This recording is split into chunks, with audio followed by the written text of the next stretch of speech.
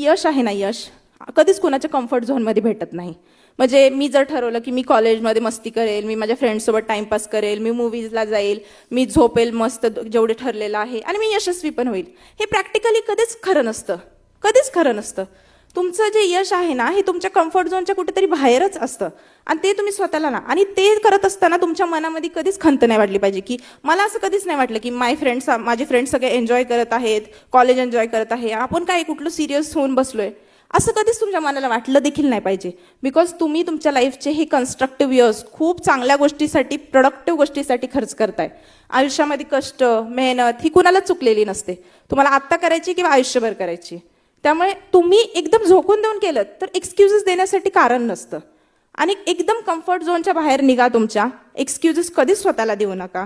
आणि मी तर आता हे सगळं पाहिलं, सरांचं इथं इतकं छान काम आहे, त्यामुळे असं कुठलंच हे नका की पुण्यातच, असं स्पेसिफिकली नाही. मी पुण्यात जरी राहत असले तरी माझं घर खूप लांब होतं. मी पुण्यामध्ये महिन्यातून फक्त 1-2दा यायचे पुस्तकं वगैरे घ्यायला किंवा टेस्ट सिरीजचे काहीतरी क्वेश्चन पेपर कलेक्ट करायला. जिथं असेल तिथे तुम्ही अभ्यास करा. तयारी असली की मार्ग मिळत जातो.